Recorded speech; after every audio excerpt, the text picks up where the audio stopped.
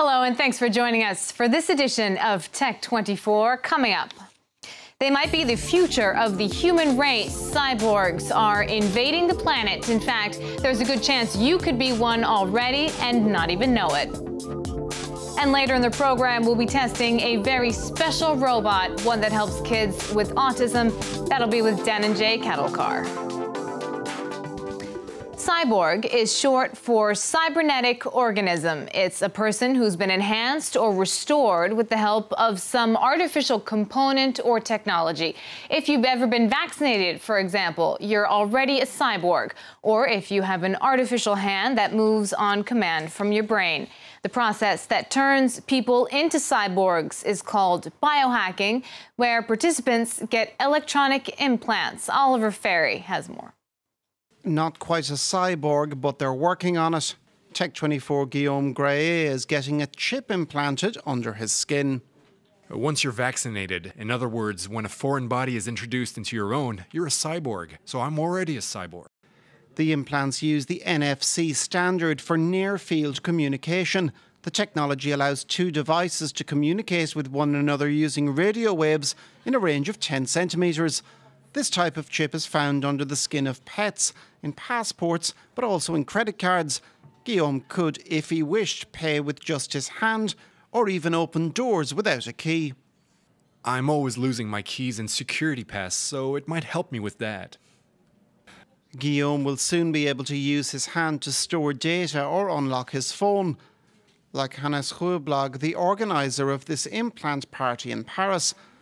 This young Swede organises parties of this type throughout Europe, the United States and Mexico, where Frans van Kat caught up with him in February. Definitely that implant technology is a technology of the future.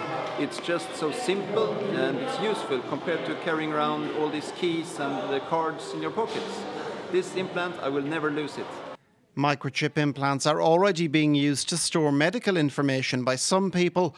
Hannes Rueblog hopes to make implants a viable business even if some medical professionals warn of potential risks, such as electrical hazards and adverse tissue reaction. Dan and Jay is here with us for more on that story. Dan and Jay, biohacking sounds like a really science fiction term. And what now that Guillaume has that implant in his hand, what is he going to be able to do? Well, Shona, with the RFID chip implant that Guillaume has in his hand, he'll be able to transmit information to a person who has an Android Power phone. That person can just scan the phone over his hand and get the relevant information. But there are advanced applications regarding RFID implants. Like, for example, you can unlock doors, you can unlock the door of your car, you can log into your phone or computer. But these are all basic applications which we can easily think of. But there are even more advanced applications. Like, for example, you can have digital tattoos, which can monitor your important bodily activities. Like, for example, it can monitor your heart rate. It can monitor your body electrical activities as well. Similarly, digital tattoos can also be used as lie detectors. Now, going further, this is the realm of fancy now.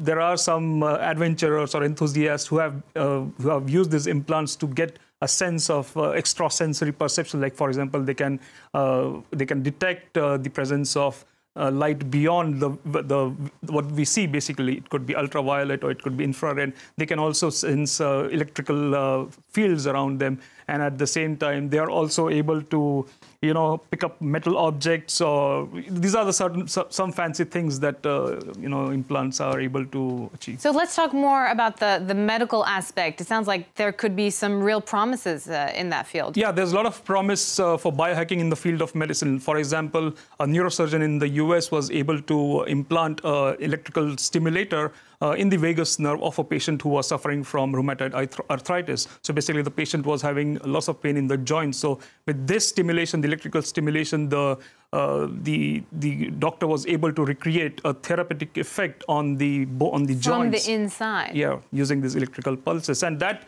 turned out to be better than the traditional form of medication. Similarly, there's a device which can send electrical pulses to the brain. So for patients suffering from epilepsy, this is a very useful device because it can monitor the electrical activity, and when it senses that the electrical activity is turning could turn into seizures. They can send pulses to I can imagine, though, that information could be used in the wrong way, though, right? Yeah, I mean, there is always the plus and minuses to any technology. So, for example, here, in case of an RFID chip, for example, this could be remotely connected to a computer. This chip can send a file to a phone which is close to it. And if you happen to open the file, that computer which is controlling the chip can corrupt your phone, or it can send malicious files. Oh, wow. So it can, that would be real hacking in the wrong sense. All right, thanks so much, Dan and Jay. Let's move on now to our next story.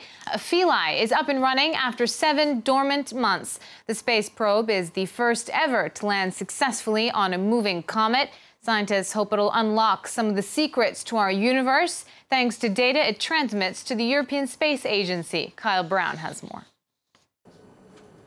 Scientists had feared the worst, that they had lost the Philae lander space probe shortly after it landed on a comet last November. But the European Space Agency received signals from the probe for the first time in 7 months.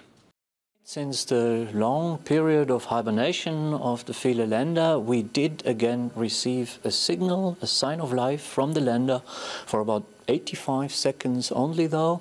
But we got housekeeping data on the status, temperature, power as generated by the solar generator. So it appears the lander is healthy, it's operational.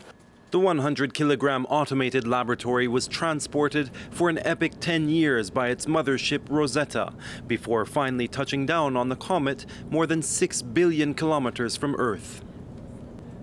But the probe landed in a ditch on the comet, still far from the sun, on which its solar panels depended for energy when the batteries ran out just days after landing. Now it's thought the probe is receiving more sunlight as the comet it's attached to speeds closer to the sun, providing the power needed to send information back to Earth. I was in a taxi when I heard the news, and when I got out of the taxi, I was moved to hug the taxi driver. I am just overwhelmed. I'm trembling. I am so happy. The Philae, a kind of robotic researcher, will resume drilling samples from the comet to gather and send data.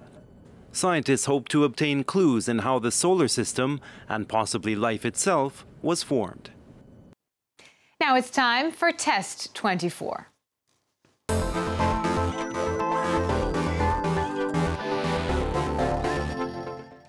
This week, we're testing a robot that helps autistic children. Dan and Jay, I see you've got it there. How does this little ball help autistic children? Well, Shona, this ball is called Moti, and it essentially is a tool to communicate. You know, children with autism have difficulty in communication. So this tries to solve the problem by enabling the children to communicate through sound, through images, through color. As you can see here, if I shake the robot, you see it starts red blinking, lights flashing. and then it also starts moving. So right now it's in prototype stage, but once it's fully developed, it can roll as well like a ball. You can have different sounds emitting from it, so you can have a text-to-speech facility in this. So, for example, you can type, you can connect this to a computer, type type text, and then you get the speech. So the ball will speak to you. Yeah, exactly. And it can be programmed. Like the speech can be the sound, the speed of the speech, the speed of the sound can be lowered so that it can easily understand. More slowly. Yeah, so the child can easily understand. This ball or this robot will be able to. It can be charged wirelessly when it's fully developed. It can be programmed in different ways. So it uses the open source system. So you can determine what functions this robot can have. So parents can decide maybe you want this to be an alarm clock. You want this to be a storyteller. You want this to be, for example, something that displays video. So there are multiple uses for this. So it's really an aid for people taking care of autistic children. Right, mostly, and research has shown that when there's a device, not just the child and the caretaker, but when there's a device, something that child can play with, it emotes better. It's able to communicate better because it can directly, it has different stimuli. For example, you have color, you have sound, and not just just a dialogue between the caretaker and the child. What other methods exist to help children with autism? Well, there are different methods. There are different apps, and one of the most common that we use in a day-to-day life is the iPhone, the Siri application. There have been tests, or there have been experiments using the Siri application to help children with autism. So, but the good thing about this is it's not just a screen. It's actually something that you feel. Something it's a toy. Tactile, something they can play something with. You can feel. It stimulates. Right. It has a motor sensory perceptions as well. So, and plus, if you notice, there are no jagged edges to it. So, so it's quite safe and it's impact resistant. So in a way, for a child, it's more of a toy and a help to communicate as well. There it goes. Thanks so much for watching our show. That's the end of it, but you can find us on Facebook or Twitter. Our hashtag is Tech24. We leave you with these images of another robot. This one is Japanese, by the mechatronics company Yaskawa. The robot named Motoman competed in a series of sword challenges with master swordsman Isao Machi. It's the first time an industrial robot was participating in an Yaijutsu challenge, and there was no clear winner. See you next time.